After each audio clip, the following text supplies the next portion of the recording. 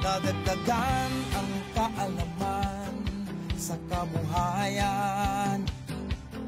Sa negosyo, pahuhusayin ang kakayahan. Angkop at bagong teknolohiya, subsidyo, patubig at infrastruktura. Madayaw og bayong adlaw mga kaagri, laing episode na pod kung asa atong pag-istoryahan ang mga programa, proyekto ug inisyatibo sa Department of Agriculture, Regional Field Office 11. Sa ngalan sa Bug Chief Information Officer, Janelle T. Flores, ako si Celso Vergara, ug kini ang atuang Tech Talks.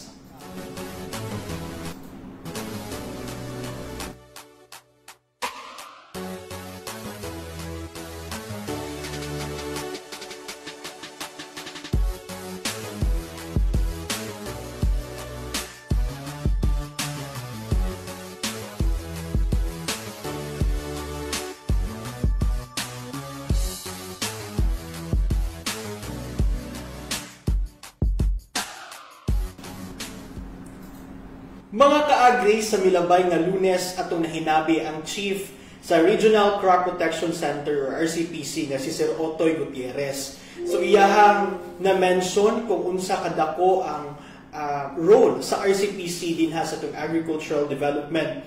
So iyahang na-mention dito ang integrated pest management o ang biocontrol agents. So nag-promise to si Sir Otoy, kay gamay lang mo na itong time that time, nga mag-invite kita og eksperto gikan sa RCPC haron mo expound regarding aning IPM o kining biocontrol agent.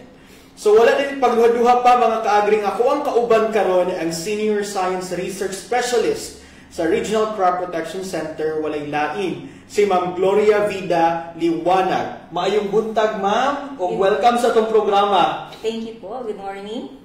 And Ma'am Vida, di na nako dugayon pa, unsa ba gyud ka-importante ni? Because isa sa inyong mandato ang pag-promote sa IPM or Integrated Pest Management ug ang biocontrol agent. Unsa ba ni ka-importante ning IPM ug BCA, Ma'am? So thank you po, Sir Celso. Actually, yung IPM po is nag-follow po tayo, yung sustainable, yung combination of different approaches po to manage our pests and diseases so across all crop. So, yung guidelines po ng office po natin is mag-follow po sa IPM. From cultural, mechanical, the third is the use of biological control. Yung na-produce po ng office natin, pinamigay sa mga farmers na libre. And saka tayo pupunta doon sa chemical approach po, if hindi na makakaya. So, dito po, we emphasize the use of our biological control agents as a sustainable, effective way of pest management in general. So, dito po, meron tayong mga ginabuhat sa itong opisina para ipadaghan and para i-ensure po ng atong biological control agents na panahata sa itong mga farmer is effective po. So nagkakonduct tayo ng trials, mga bioassays to ensure na effective talaga siya paghatag nato sa atong mga farmers po. Okay. Ma'am, kining IPM and biocontrol agent, unsa ba ni siya kalahi or iyang difference from the traditional practice sa atong farmers? Yung IPM po is a holistic approach, a combination of different approaches po. Hindi yung po isa lang na approach po iyon. So, yung chemical approach po is part of IPM. So, yung pinaka-last po sana na atong buhaton para ma-manage nato ang peste o mga sakit-sakit.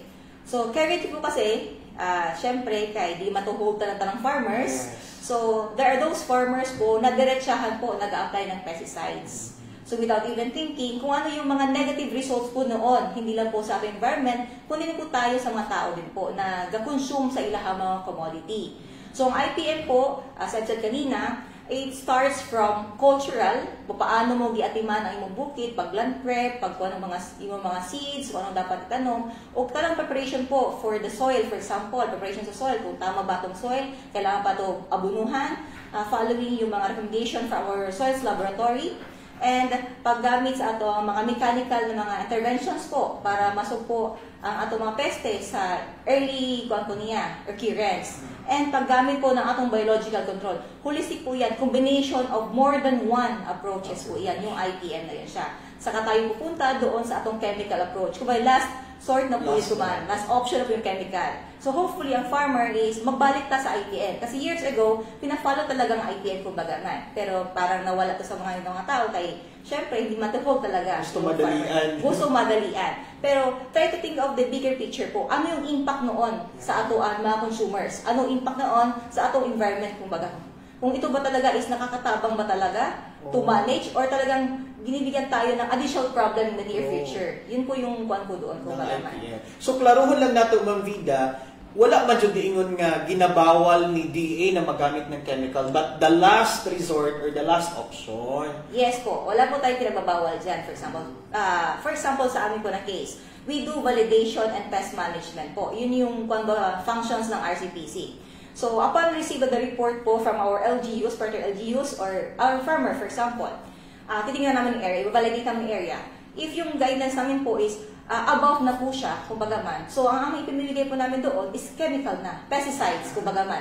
Pesticides na ginuha namin sa mga banner programs, depende po kung saan kami pwede makakuha noon. Or sa aming buffer stock kung mayroon kami ganoon. So, yun. But below that po, kung hindi pa beyond doon sa aming guidelines, biological control po ang binibigay po namin. So, yun. And Ma'am Vida, kanang dili ko mo interested because even me, nagikan siya ko nagdako kong bukid. First time ako nakadungog gid aning mga biocontrol agents, Ma'am Vida, kan mga parasitoid, mga predator na na-mention ni Sir Otoy Gutierrez. Naamatay mapakita ang pictures today, Ma'am Vida, kung unsa ni sila nga mga BCA and to discuss po unsa ba how did they control, unsa ba ilang ginabuhat para masugpo nato tong mga peste nato. Yes po, sir. So, ito po, illustrated in here po, yung mga general predators po natin na ipinibigay natin sa mga farmers po. For example, we have the earwig, yung sipit-sipit na tinatawag po nila. Ito pong sipit-sipit na ito po ay kumakain po siya ng mga larva or mga adult na kaya din pong kainin, kumbaga man. Those na para sa iyahan is kaya niyang ibuli, kumbaga man. Kaya niyang kaunon. Same with lacewing po, yung medyo kapag-kapag na green, yung na lacewing. Ang larva niya po is very laborious din po. Kumakain din po siya sa mga insekto, mga larvae po na makaya po niya kaunon. So yung general predators. Ito lang po example po ng predators po natin na pinuproduce ng office po. Pero there are lots pa din po ng mga predators na kaya din po iproduce kumbaga man. So meron din po tayong mga entomopathogenic fungi. Parang na-mention din po ito ni Sir Utoy noon, yung mga entomopathogenic fungi. Ito po yung klase ng mga fungi po na pumapatay sa mga insekto kumbaga man. So, upon successful penetration or contact with the insect po, yung spores niya, yung parang, kumbaga seeds niya, yung spores niya po, with a successful contact po doon sa insect na target pest niya po, in a matter of days lang po doon, is may infect niya ito kumbaga man. Hantod sa magmamanified siya, showing the manifestation of the insect na infected. Parang makikita mo na mag-green siya, nagaputi siya, ganoon. So currently po, mayroon tayong dalawang entomopathogenic fungi na pinuproduce ng ating center po. Yung isa is yung tinatawag na Benarisio monocycle A, and yung isa naman yung white muscardine or Berberi bassiana. So yung dalawang iyon is pwede natin ipang-control din po sa mga insekto. And we have also a parasitoid. So ang parasitoid naman po, yung parang pinakamalit na wasp. Ang ginagawa niya po is iitlogan niya yung itlog ng mga ibang insekto na kaya niya gyapon. So, those belongs to the group of Lepidop. Yun yung ginagitlogan niya kumbaga man po. So, ang pag-hatch pa, during sa pag-hatch po nito, instead of the insect pest yung lalabas, yung iyahang own ang lalabas kumbaga man. So, yun ang parasitoid. Parang iyahang ilugon ang itlog ng iba. Then, we have lastly po, you have the Trichoderma harshanum, yung ginagawa natin, yung ginagamit natin pag-manage po sa fusarium wilt. So yan po. Yun ang pinaka, kumbaga man, sa among mga ginaproduce sa Biocon po sa office, ito yung pinaka in demand kumbaga sa farmer. Tapos, as to our general recommendation po sa mga soil-borne pathogen, yung mga fungi or bacteria or other po na makakos sa mga kasakit sa itong tanom, nagikan sa lupa, ang among ginapanghatag po talaga is Trichoderma harshanum po na ginaproduce. So ito, we highly recommend po na para na sa ganun po is matreat natin yung lupa na daan before nato ibutang ang atong sinilya, kung ano man atong preferred na seeds na itanom. Gina-recommenda mo sa farmer, kasi syempre naman ginadira talaga ang mga sakit-sakit. Hindi na maiwasan, naman ginadira. So we recommend farmers, as much as possible, if kaya nila makapangayon in advance sa mga atong office, butangan nila daan ng Trichoderma. Nang sa ganun, ihandaan i-treat. And if ever makapangayon pa sila, ilang i-treat ang ilang seeds using trichoderma gihapon. Wow, from land preparation Yes to po. sa seeds. Kung makapasecure sila, mas maayo. So anyway po, libre naman po ito maipanghatag sa mga farmer. Basta mag-communicate lang po sila in advance prior to planting or land prep, pwede natin ihatag sa ilan ng libre gihapon. Wow. So can you imagine mga ka-agri, kato nakita na ko to actually siya mabida sa kanang sa farm, pero ginadulaan lang na without knowing mga beneficial dito siya Yes mga po, insects. na pinapatay mo lang sa unang panahon. Oo. So sometimes mga good, kailangan na itong ila-ilahon. Asa doon yung mga insekto na ato friendly para sa ato. Kaya ka na mga sipit-sipit, tiris naman gano'n siguro yung una sa unang panahon. Keep sa mua ma'am vida ha, kay abi magud na mo og pag makita kag insekto kay parang harmful na siya sa imuhang tanom. So ang kuan jud ang pinakadali dayon nga buhaton dayon sa farmers makita ginato, sprayhan dayon ma'am vida. Yes po. Which yes is po. very wrong gid ay. Yes po. Okay. And kining na-mention nimo ma'am vida nga gina-produce ni siya sa tuang RCPC. Kumusta pud ang production ani dinhi sa tua? So far po karon, naana ta sa more than syempre naman natong year na kuan po, yung calendar year 2025. So naana ta sa mga more than 50-75% na po across the pa sa kumakaman. Pero anyway po, regardless po na may mga laboratories po tayo na nag-exceed na po sa target ng bagaman. As you can see sa atong presentation, nag-exceed na siya. So far, if ever man, hindi may nagkakulat kasi syempre na yung mga hindi namin na target, na yung mga clients na bago pa lang, gusto nila yung gumagamit. So, di rin makain sa farmer na, ay hindi. So, kailangan na mo pa rin kamutan gihapon. I-stretch na mo yung amo naka-budget para lang mahatagan sila kung bagaman. We highly appreciate those farmers po na ay mga initiatives na muato talaga sa office nato. Mag-walk-in sila, gikan sa klase-klase parte sa Region 11 para lang matry ang atong Biocon. O gabalik-balik direct na to ang opisina para mangayon po ng Biocon. Mas may impact kasi yun siya po compared doon sa during sa itong caravans, kaysa lang mangayo, kaysa lang mag-try. We encourage farmers na sana, so possible, ilaha pang applyan usab. Kasi dito po, atong i-establish ang atong biological control sa atong area. Hindi pwede na kaisa ka lang. Kasi atong mga silingan, apply og chemical gyapon. Every time mag-apply po sila ng, maski simple lang po ng contact na generic na kanang pesticides, pag maigo ang ato ang insekto, mamamatay din na siya. Pag maigo ang ato ang fungi, mamamatay gyapon na siya pag magamit siya fungicide. So these are the vulnerable groups gyapon sa mga biological control na madaling mamatay. So ang amo po gin-encourage sa farmer is i-reapply pa siya hangtod ma-establish po. How can you say na-establish na siya kung ang atong damage or disease incidence po is mubo na siya. So we can say na okay, pwede ta mag-rest for pila ka bulan. Apply na po ta pag nasa pod. So ingana po ba? So at least man lang walang doubts of resistance po sa atong biological. Kasi since buhi ito siya, wala pa yung records po na nag-resist na itong mga peste o itong mga sakit-sakit dira sa itong mga biological kumbagangan. So murag ang approach gid ani para may successful ma'am vida no is more whole of community approach. Yes po, sana. Kay tama to imong ingon na pag ang neighbor nimo nag-apply og chemical, maka-apekto gyud po siya sa. That's the reason po ang atong mga bananeros hindi talaga maiwasan po na mag-re-apply po sila.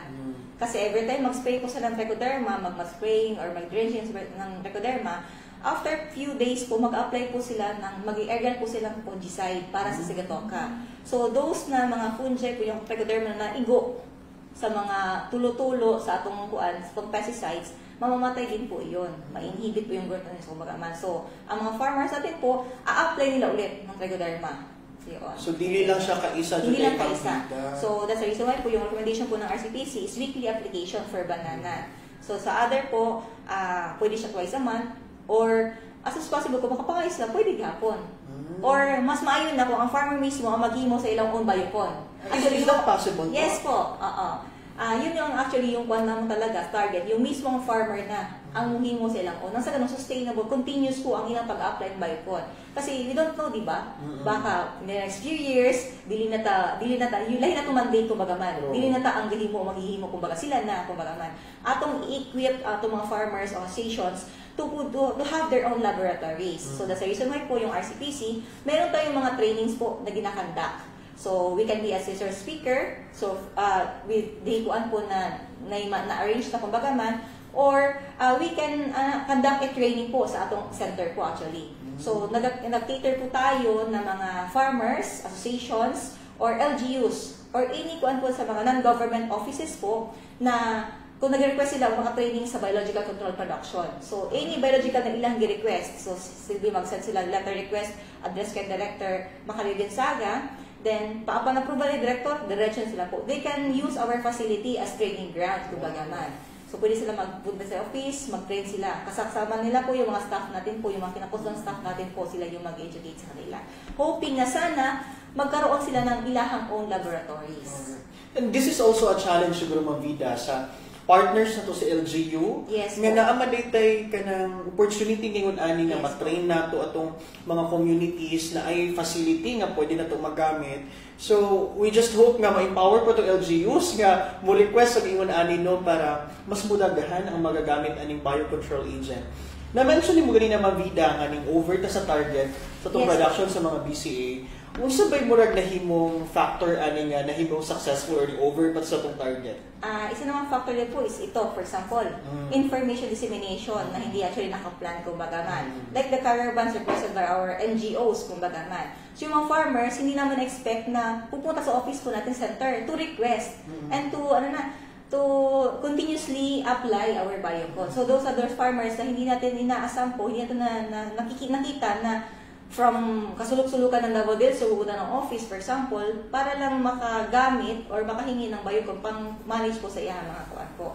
Sa iyang mga peste o mga sakit-sakit sa iyang mga tanom. So yung ana po sir ba, kasi ang naka-picture test namon, yung dito lang, yung ma-access na to. But with your help po sa ato ang communication po sa ato ang RAFIS, nadi-disseminate po yung information po ng ato ang laboratory. So, yung mga farmer, dahan-dahan na acknowledge, ay, naade ay other options, hindi lang sa pesticides, kumbaga man. Ma-try nga, kumbaga man. Since libre man. Yes. Tapos yung ato mga associations na nagkuha na, uy, naade yung ani, ato na himuon, ato na mga itan request ani, kumbaga man. So, those are those po na mga ways po kung bakit hindi siya nakakuha ko ba sa amo ang kuwan. Nag-exceed kami sa target, above target. And of course, aside from that, tayo yung mga ongoing researches po, Yes, Vida. Here in Talinan, tama ba? Yes po, sir. Meron tayong mga ongoing po na to ensure that our biological control is still effective. Kasi kung the reality po kasi, syempre, yung biocon, parang spoon feeding po. Parang bata po ba, pinapakain mo, pinipreparan mo, ganun-ganoon. So, through that method po, nahihina po yung atong biocon. To ensure na virulent sila, yung baskog sila kung pagawan, grabe ka strong pa sila, ato na siyang i-try na po to ensure na effective talaga siya, i-try na po sa atong research. Kung establishment of demo trials, kung baga man. So currently po, meron tayong ongoing trial at the use of different biological control sa Barangay Tamayong and Poblacion Kalinan. So ito po, involved po yung crop ng cacao and yung rice po. So dito po atong ipinakita ang gaano ka-effective po ang biocon, specifically our Trichoderma, the antagonist, yung para sa mga soluble pathogens, Viveria, yung para sa mga insekto, yung fungi para sa insekto, and we also have Trichogramma, yung parasitoid. Na ang iyang ginabuhat is iyang itlogan, yung itlog ng iba. So yun po. So far, yes po, ito yung ongoing natin ngayon. So hindi ko lang sinabi dito, yung mga for establishment pa po. So meron po tayong mga studies pa po na for establishment this year. So hindi ko lang nasama dito, yung ongoing lang muna. So, and aside from research, Ma'am Vida, naapod yung mga training nga ginakanda katong ginaimon upon request, but right now so far unsay mga specific trainings nga nakandak nato? So far po since January until today po, mayroon tayong mga trainings sa biological control. Yung cover ko kasi po is biological control. So we conducted trainings po sa Trichoderma, sa Methylation, sa Viveria, sa Trichogramma.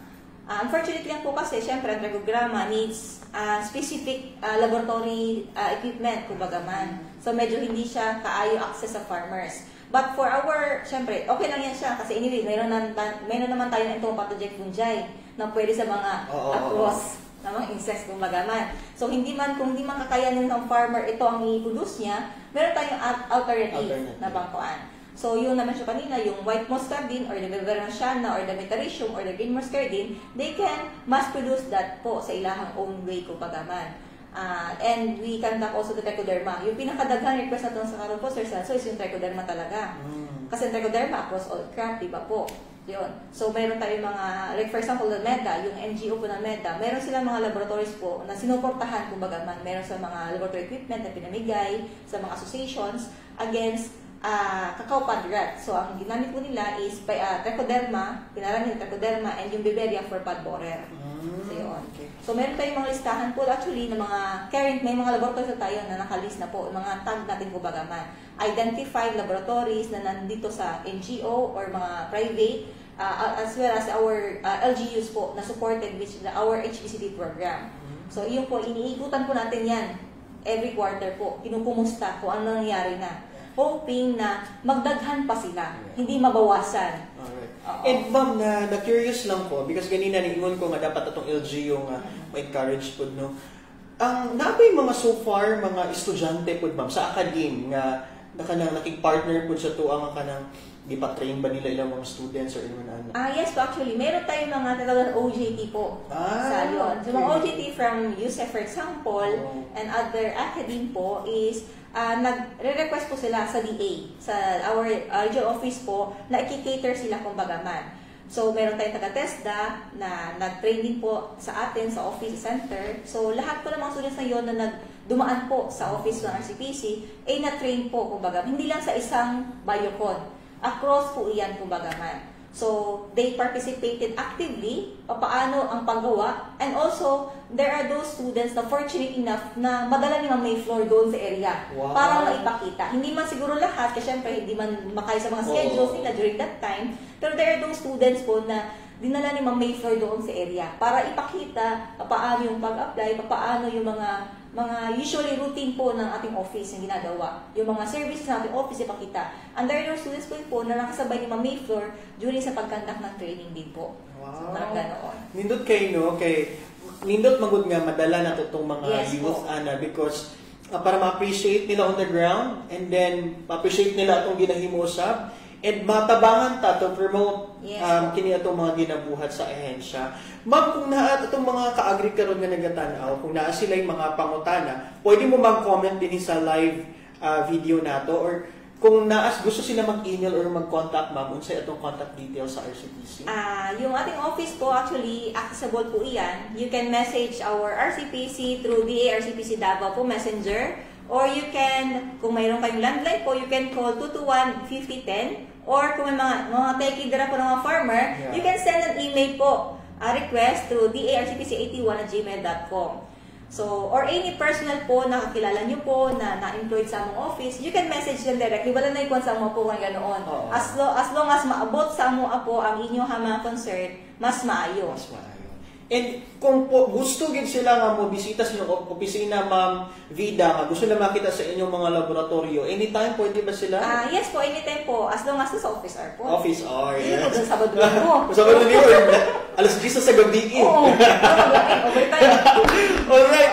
Ma'am, dagan kayong salamat, Ma'am Vida. And sunod, i-invite na po ka na moderate to discuss more of these topics. Dagan kayong salamat sa imong time, sa imong boss, si Sir Otoy Gutierrez. Hindi pa kulang, yun ka na sa amuan din para mag-share. And hopefully, dagan sa itong mga kaagri karon nga naminaw nga ma-encourage to avail these services gikan sa Regional Crop Protection Center. Ma'am, imo ang mensahe alang sa tuang mga kaagri nga naminaw karon sa itong mga mag-uuma nga ma-encourage yun sila to practice IPM and use BCA.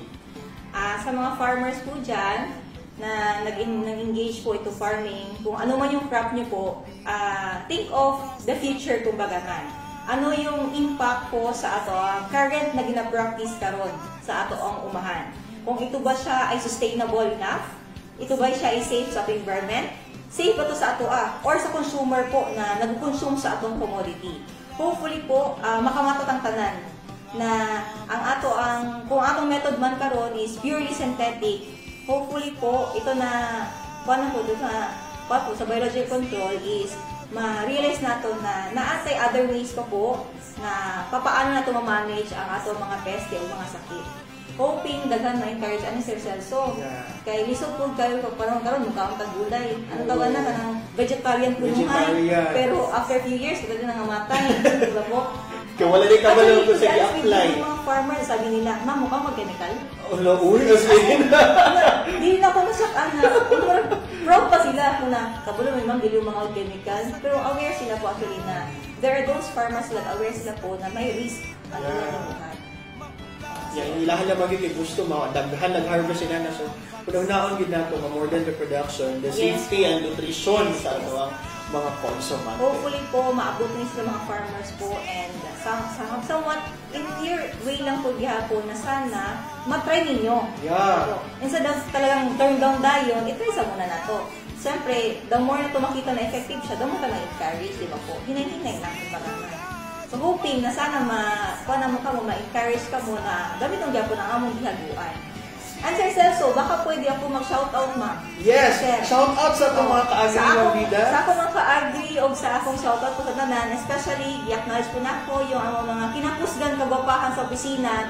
Dili dahil sa ilahang mga kinapusgan na magpambuhat, dili na mo ma-accomplish po ang among accomplishments sa laboratories po sa RCPC. So, daghang kayong salamat, no? Aside ka Sir Otoy kay Ma'am Vida, sa inyong mga kaubanan din ha Ma'am Vida, sa inyong padayon nga serbisyo alang sa ito mga kaagri o para sa development usab sa itong sektor sa agrikultura. So once again, mga kaagri, si Ma'am Gloria Vida Liwanag, ang Senior Science Research Specialist sa Regional Crop Protection Center. So magkita-kita na po tapohon mga kaagri alang sa uban pa nga diskursyon kabahin sa mga mandato o trabaho sa itong Regional Crop Protection Center sunod Lunes. So once again, daghang salamat Ma'am Vida. Balik-balik ka po diri ha.